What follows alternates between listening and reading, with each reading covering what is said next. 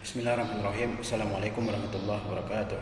Alhamdulillahirabbil alamin. Wassalatu wassalamu ala asyrafil anbiya'i wal mursalin nabiyina Muhammadin wa ala alihi washabihi wa man tabi'ahu ila yaumiddin. Asyhadu an la ilaha illallah wahdahu la syarikalah wa asyhadu anna Muhammadan abduhu wa rasuluhu sallallahu alaihi wasallam la nabiyya ba'dah.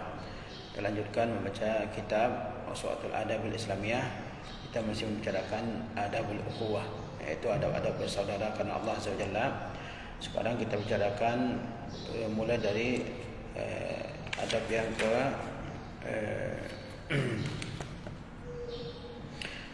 21, yaitu al-adabul hadi wal ishrun, adab yang ke-21, tasdiqul akhi wa adamu takdzibihi, yaitu membenarkan saudara seagama, wa adamu takdzibihi, dan tidak mendustakannya. Adab yang ke-21 ini adalah jika seorang berteman dengan seorang muslim, maka dia membenarkan perkataannya dan tidak mendustakannya. Wal maqsudu bidzalika an tusaddiquhu fi khabarihi. Ya, maksud membenarkan saudara ini, mempercayai saudara ini dan tidak mendustakannya adalah an tusaddiqahu fi khabarihi, bahwa kamu membenarkannya dalam berita yang dia sampaikan. Jadi jika ada seseorang yang bersaudara dengan muslim yang lain, berteman dengan muslim yang lain, lalu dia menyampaikan suatu berita, maka berita yang disampaikannya itu dibenarkan. Wala tukadzibuhu bighairi sababin kafin, dan kamu tidak mendustakannya tanpa ada sebab yang mencukupi, tanpa ada sebab yang menjadi alasannya. Jadi jika seorang teman menyampaikan suatu berita kepada kita, kita percaya beritanya dan tidak kita dustakan tanpa ada alasan yang kuat untuk mendustakannya. Wala yajuzu lil muslimi an yukadziba akhahul muslima madama lam yujarrib alaihi al-kadziba. Tidak boleh bagi seorang muslim mendustakan saudaranya sesama muslim selama dia belum pernah melihatnya berdusta sebelumnya. Jika seseorang berteman dengan muslim yang lain, maka dia tidak boleh mencap muslim tersebut sebagai seorang pendusta dalam beritanya, kalau sebelumnya dia belum pernah melihat muslim tersebut, saudara muslim tersebut berdusta. Wa inna takdzibuhu yughiru sadrahu, karena jika dia dicap pendusta, yughiru sadrahu, maka akan membuat panas dadanya, sempit dadanya, wa yusabbibu adawatahu, dan menimbulkan permusuhan dengannya. Wal hadisu sabiqu yadullu ala ma zukira, dan hadis yang terdahulu menunjukkan apa yang disebutkan, yaitu hadis al-muslimu akhul muslim la yakhunuhu wa la yakzibuhu, sampai akhir. Jadi adab yang ke-21 ini menjelaskan bahwa seseorang jika berteman dengan seorang muslim, maka dia hendaklah membenarkan berita yang disampaikannya, kabar yang disampaikannya, dan tidak mendustakannya tanpa ada alasan yang kuat untuk menganggap beritanya itu sebuah kebohongan. Apalagi jika seseorang berteman dengan seorang muslim dan muslim tersebut adalah orang yang jujur dalam setiap perkataannya, maka dia harus dibenarkan beritanya. Belum pernah ada pengalaman dia berdusta sebelumnya, maka tidak boleh berita yang disampaikannya dianggap sebagai kebohongan, kedustaan. Karena kalau dianggap sebagai kebohongan, sementara dia belum tidak pernah berbohong sebelumnya, maka kalau didustakan, maka dadanya akan sempit, dia akan benci, dan akan timbul permusuhan di antara kedua orang yang bersaudara tersebut. Itu adab yang ke-21, yaitu membenarkan berita yang disampaikan oleh seorang saudara muslim dan tidak mendustakannya. Al-adab tsani wal ishrun, adab yang ke-22, adamu khiyanatil akhi, tidak mengkhianati saudara seagama. Bimakna alla takhunahu abada, dengan makna kamu tidak mengkhianatinya selama-lamanya. Dengan makna kamu tidak mengkhianatinya selama-lamanya. Tidak boleh seorang muslim yang bersaudara dengan muslim yang lain berkhianat kepada saudara muslim tersebut, dalam hal apapun. La fi malihi, tidak boleh berkhianat kepadanya dalam hartanya, bi akhzihi bi ghairi haqqin, dengan mengambilnya tanpa ada alasan yang benar. Wala fi irdihi bi intihakihi, tidak boleh juga berkhianat dalam harga dirinya dengan merusaknya. Wala tufshi lahu sirran, dan tidak boleh juga kamu membongkar rahasianya. Fa kullu hadza minal khiyanati allati harramaha Allah taala, semua ini termasuk pengkhianatan yang diharamkan oleh Allah Subhanahu wa taala. Wa qad qala azza wa jalla, sesungguhnya Allah azza wa jalla telah berfirman, innallaha la yuhibbul kha'inin, sesungguhnya Allah tidak suka orang-orang yang berkhianat. Wa mimma yadullu ala wujubi hifzi sirril muslim wa adami ifsya'ihi qauluhu sallallahu alaihi wasallam.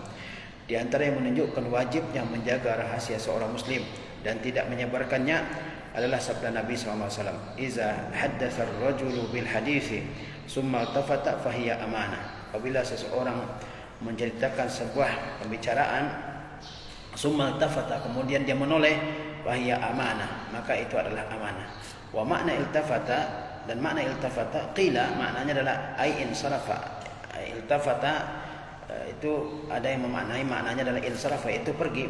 Jadi wa qila iltifatuhu khasyata an yasma'ahu ahadun dalilun ala annahu khassaka bisirri. Dikatakan maknanya adalah jika seseorang menoleh karena takut ada orang lain yang mendengar, itu adalah bukti bahwa dia mempercayai kamu dengan sebuah rahasia. Fakana ifsya'uhu khiyanatun, maka jika disebarkan rahasia tersebut, maka itu adalah sebuah pengkhianatan. Jadi di antara adab bersaudara sesama muslim adalah tidak berkhianat kepada seorang saudara. Tidak berkhianat kepada seorang saudara muslim. Di antara bentuk pengkhianatan misalnya tidak mengambil hartanya tanpa alasan yang benar. Tidak merusak kehormatannya, tidak menyebarkan rahasianya. Kalau hartanya diambil tanpa izinnya atau kehormatannya dirusak ataupun rahasianya dibongkar, itu adalah pengkhianatan kepada seorang muslim. Dan pengkhianatan tersebut diharamkan oleh Allah Azza wa Jalla, sebagaimana Allah berfirman, innallaha la yuhibbul kha'inin, sesungguhnya Allah tidak suka kepada orang-orang yang berkhianat. Dan di antara yang menunjukkan wajibnya menjaga rahasia seorang muslim adalah ketika seseorang muslim berbicara kepada muslim yang lain, kemudian dia menoleh supaya orang lain tidak mendengar pembicaraannya tersebut, maka yang dia bicarakan itu adalah rahasia yang harus dijaga. Tidak boleh seorang muslim menceritakannya lagi kepada orang lain. Menoleh ini para ulama iltafata, ada dua penafsiran ulama. Kata sebagian ulama maknanya adalah jika seorang muslim dia berbicara kepada seorang saudaranya sesama muslim, dia menyampaikan suatu rahasia kepada saudara sesama muslim, lalu dia menoleh ke kiri dan ke kanan. Maksudnya adalah supaya tidak ada orang lain yang mendengarnya. Maka yang dibicarakannya itu adalah rahasia yang tidak boleh disebarkan ke orang lain. Ada juga yang mengatakan makna iltafata dalam hadis, iza hadatsa ar-rajulu bil hadisi summa iltafata, apabila seseorang membicarakan satu pembicaraan kemudian dia iltafata. Apa makna iltafata menurut sebagian ulama? Maknanya adalah ketika dia pergi, seorang muslim berbicara dengan muslim yang lain secara rahasia, kemudian dia pergi, maka rahasianya tersebut tidak boleh diceritakan kepada orang lain. Jangan sampai diceritakan kepada orang lain. Kalau diceritakan, maka saudara tersebut dia akan merasa kesal, benci, marah, karena rahasianya dibicarakan. Maka harus dijaga, jangan sampai seorang berkhianat kepada saudaranya sesama muslim. Pengkhianatan bentuk apapun, baik dengan mengambil hartanya tanpa izinnya, baik dengan merusak kehormatannya, ataupun dengan menceritakan rahasianya, menceritakan aibnya dan sebagainya. Al-adab al-thalis wal ishrun ihtiramul akhi fillahi. Adab yang ke-23 yaitu memuliakan saudara karena Allah Azza wa Jalla. Saudara bukan saudara senasab saja, tapi saudara karena Allah Azza wa Jalla. Wal maqsudu adamu tahqirihi, maksudnya adalah tidak merendahkannya. Wa adamul hatti min sya'nihi, tidak melecehkan kedudukannya. Atau tasfihihi, tidak mencapnya bodoh. Bi ayyi suratin, dalam bentuk apapun. Wa zalika lil hadis as-sabiqi fil adab al-20, karena hadis yang telah terdahulu dalam adab yang ke-20. Wa li anna zalika yughiru sadrahu, karena perbuatan merendahkan, melecehkan, menganggap enteng kedudukan seseorang, mencapnya sebagai orang yang bodoh, itu akan membuat sempit dadanya. Balil wajibu an tuzhira lahu kullah ihtiramin wa i'zazin. Bahkan yang wajib bagi kamu adalah kamu tampakkan kepadanya segala bentuk penghormatan dan pemuliaan. Wa antastami'a li ra'yihi, dan kamu dengarkan pendapatnya. Wala tatanaqusahu, dan kamu tidak merendahkannya. Wala taskhara minhu, kamu tidak melecehkannya. Wa khususan amamal akharin, terlebih lagi kalau di hadapan orang lain. Jadi di antara adab bersaudara karena Allah Azza wa Jalla adalah kita memuliakan saudara kita tersebut, tidak merendahkannya, tidak melecehkannya, tidak menganggapnya orang yang bodoh, yang jahil, ya. Karena hal-hal tersebut itu akan membuat dadanya sempit, membuat hatinya kesal, ya. Seorang saudara terhadap saudara muslim yang lain wajib saling menghargai, wajib saling menghormati, ya, wajib mendengarkan pendapatnya, pandangannya, tidak merendahkannya, tidak melecehkannya, ya, tidak mengolok-oloknya, apalagi di hadapan orang-orang yang lain, ya. Jangan sampai seorang teman merendahkan temannya di hadapan orang lain. Ya. Al-adabur rabi' wal 20, adab yang ke-24, ad-du'a'u lil akhi fillah, yaitu berdoa untuk saudara karena Allah. Bimakna anta du'a lahu bi zahril ghaib indama tad'u li nafsika. Makna mendoakan saudara karena Allah ini adalah kamu mendoakan kebaikan baginya ketika ia tiada, ketika dia tiada di hadapanmu. Indama tad'u li nafsika, ketika kamu berdoa kebaikan untuk dirimu sendiri. Jadi di antara adab bersaudara karena Allah adalah kita mendoakan saudara kita tersebut di saat dia tidak ada di depan kita, ya. Ketika kita mendoakan kebaikan bagi diri kita, kita doakan dia sendiri. Kita doakan dia juga. Qala sallallahu alaihi wasallam, Nabi SAW bersabda, "Ma min 'abdin muslimin yad'u li akhihi bi zahril ghaib illa qala al malaku wa laka bimislin." Tidak ada seorang pun muslim yang mendoakan saudaranya, ya, karena Allah di saat dia tidak ada di tempat tersebut, illa qala al malaku, kecuali malaikat akan berkata wa laka bimislin, dan kamu juga, ya, mendapatkan doa seperti doa baikmu untuk saudara kamu tersebut. Ini pernahkah kita mendoakan saudara kita karena Allah Azza wa Jalla? Di antara adab bersaudara karena Allah adalah kita mendoakan kebaikan bagi dia.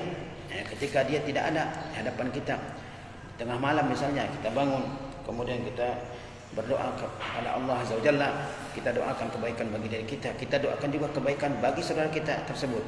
Maka keutamanya sangat besar, karena malaikat mengatakan kamu juga memperoleh doa yang baik seperti doamu untuk saudaramu, ya. Wa qala sallallahu alaihi wasallam, Nabi SAW juga bersabda, doaul akhi li akhihi bi zahril ghaibi la yuraddu. Doa seorang saudara untuk saudaranya karena Allah bi zahril ghaib, ketika dia tidak ada di tempat tersebut, la yuraddu, tidak ditolak oleh Allah Subhanahu. Di antara doa yang mustajab adalah doa seorang saudara karena Allah untuk saudaranya, ya, tidak akan ditolak oleh Allah Subhanahu. Wa hadza min a'zami alamati sidqil ukhuwati wal mawaddah. Dan doa untuk saudara karena Allah itu di antara bukti terbesar jujurnya seseorang dalam bersaudara dan mencintai. Izla majala lil mura'ati awil mudahanati wa tazallufi fi misli zalik. Sebab, ya, ketika dia tidak ada depan kita lalu kita doakan, di saat itu tidak ada peluang untuk riya, tidak ada peluang untuk berpura-pura, untuk menjilat, ya, dalam hal seperti itu. Jadi di antara bukti kecintaan seorang saudara karena Allah kepada saudaranya adalah dia mendoakan saudaranya tersebut ketika dia tidak ada, ketika dia tidak ada, ya, ketika dia tidak ada di depannya. Kalau di depan seseorang kita mendoakannya, kemungkinan ada riya, ya, terhadapnya. Ini ketika dia tidak ada, ya, ketika tidak dilihat oleh siapapun.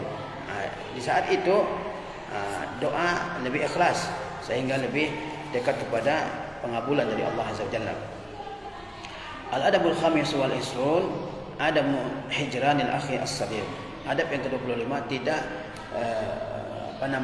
memboikot, ya, saudara karena Allah Azza wa Jalla. Bimakna Allah tahjurahu bighairi mubarririn masyru'in. Dengan arti kamu tidak memboikotnya karena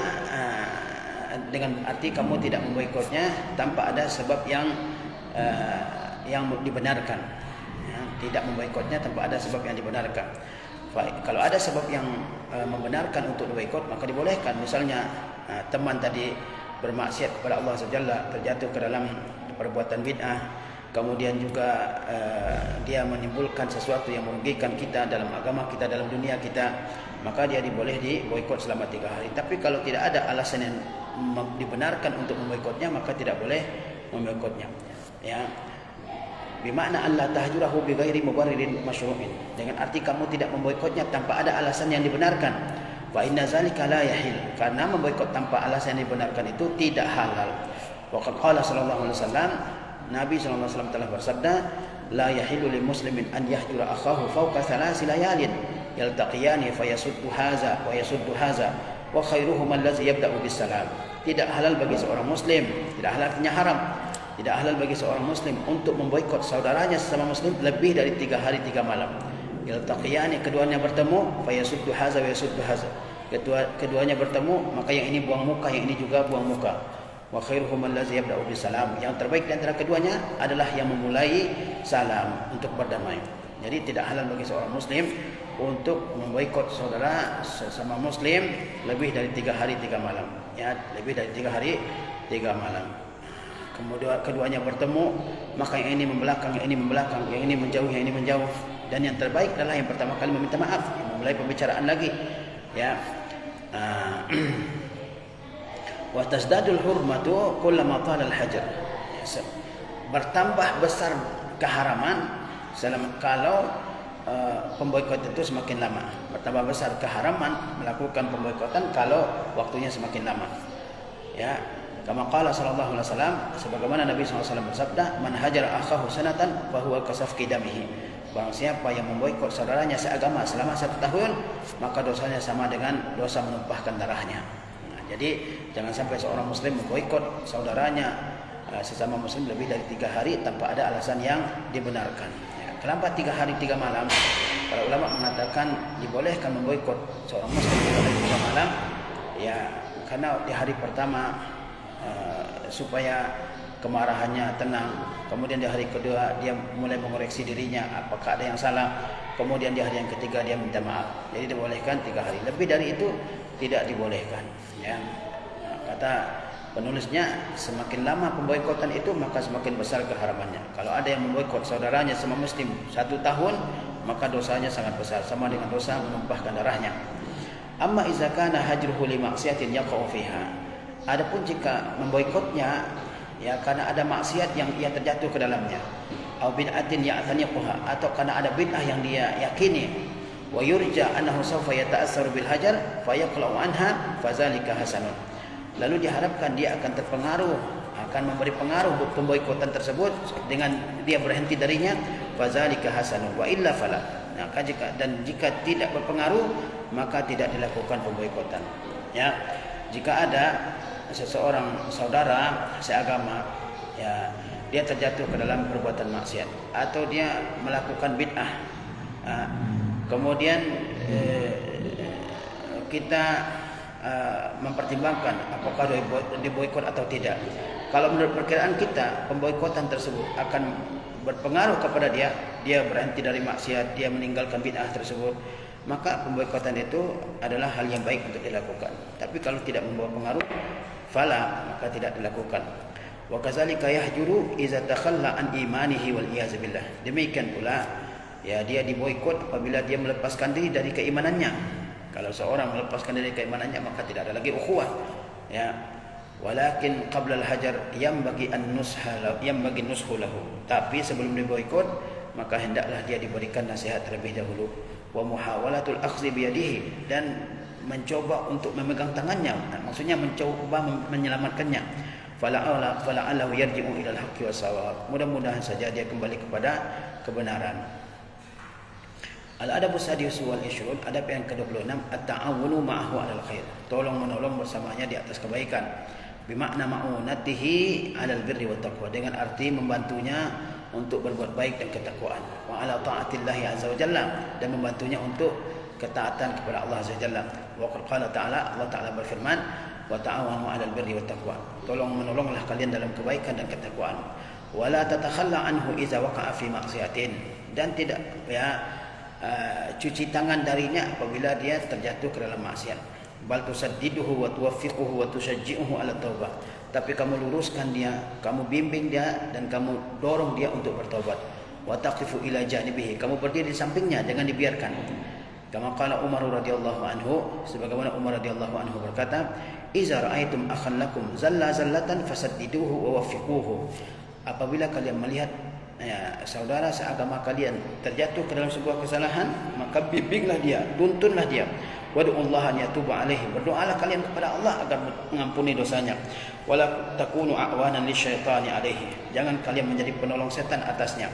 Wa amat takhalli anhu idza waqa'a fi ma'siyatin Adapun melepaskan diri darinya, kalau dia terjatuh ke dalam perbuatan maksiat, wa adamul akhzi biyadihi ilal khairi, dan tidak membimbing tangannya kepada kebaikan, fa huwa mimma qad yatasabbabu fi dhaya'ihi bi syaklin nihaiyin, maka itu termasuk di antara sebab binasanya dia secara totalitas. Jadi di antara adab persaudaraan karena Allah Azza Jalla adalah tolong menolong dalam kebaikan dan ketakwaan. Allah memerintahkan kita tolong menolong dalam kebaikan dan ketakwaan. Kata Allah, wa ta'awanu 'alal birri wat taqwa, tolong menolonglah kalian satu dengan yang lain dalam kebaikan dan ketakwaan. Dukung-mendukung dalam kebaikan dan ketakwaan. Ketika ada seorang teman kita terjatuh ke dalam maksiat, ke dalam dosa, maka kita jangan membiarkannya, jangan juga menjaga jarak darinya, jangan juga membiarkannya begitu saja. Tapi harus dituntun, dinasihati, ya, didorong untuk bertobat, ya, dianjurkan untuk segera menghentikan perbuatan maksiat yang dia lakukan tersebut. Sebagaimana perkataan Umar radhiyallahu anhu, kata Umar, apabila kalian melihat seorang di antara saudara kalian dalam agama melakukan kekeliruan, maka kalian luruskan, kalian tuntun, dan berdoalah kalian kepada Allah agar Allah mengampuni dosanya. Jangan jadi penolong setan. Ya, kalau dia dibiarkan, maka maksiatnya makin menjadi, dosanya makin bertambah. Itu sama saja dengan menjadi penolong setan yang membawanya melakukan maksiat tersebut. Ya. Dan kalau seorang teman melakukan kesalahan terus kita biarkan, ya, bisa saja dia makin tercebur ke dalam maksiat, makin dalam, ya, dia terperosok dalam maksiat. Oleh sebab itu, ketika ada seorang teman kita, ya, dalam agama Allah Azza wa Jalla ini terjatuh ke dalam maksiat, maka dia dinasihati, dibimbing, didorong untuk bertobat, ya, tidak dibiarkan begitu saja. Al-adabus sabi' wal 'ishrun, adab yang ke-27, al-ijtihadu fi manfaatihi, bersungguh-sungguh dalam memberikan sesuatu yang berguna bagi saudara karena Allah Azza wa Jalla. Wa zalika bi an tanfa'ahu bi kulli wajhin mumkinin fi amri dinihi wa dunyahu, yaitu dengan memberikan manfaat kepadanya dengan segala bentuk yang memungkinkan, baik dalam perkara dunia maupun dalam perkara agama. Jadi jika seorang berteman dengan seseorang karena Allah Azza wa Jalla, maka dia berusaha untuk memberikan segala yang bermanfaat baginya, baik bermanfaat baginya dalam perkara agamanya maupun perkara dunianya.